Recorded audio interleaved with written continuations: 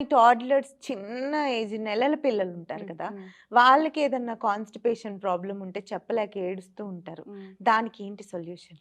Main ఆ ఏజ్‌లో వాళ్ళకొచ్చేదే bloating. హ్మ్. పొట్టలో నొప్పి, బ్లోటింగ్, డైజెషన్ సరిగ్గా లేదు. లేదా కాన్‌స్టిపేషన్ అవ్వచ్చు.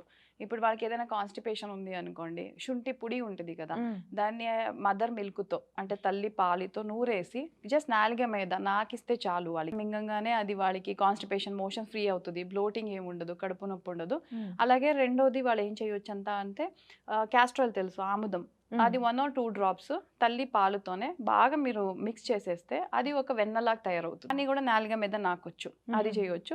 ఇక ఎక్స్టర్నల్‌గా చేయొచ్చు అంటే తమలపాకు ఉంటాయి. దానికి ఆముదం మొత్తం రాసేసి కొంచెం వేడి చేసేసి పొట్ట మీదంతా పెట్టేయాలి. వాళ్ళు హుహు. ఎంత మీరు చూసుకోవాలి. తట్టుకోగలరో అంత పొట్ట మీదంతా పెడితే ఆ బ్లోటింగ్ తగ్గుతది. ఫ్రీ మోషన్స్ అవుతది. ఓహ్!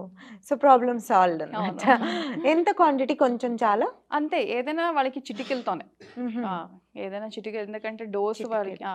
హ్మ్. మీరు శుంఠి పొడి కూడా ఒక 2 చిటిక, ఒక చిటికెతో జస్ట్ ఆ మదర్ మిల్క్ యూజ్ చేస్తారు కాబట్టి అక్కడికి వేడి అనిపించదు వాళ్ళకి హ్మ్. ప్రాబ్లమ్ లేదు.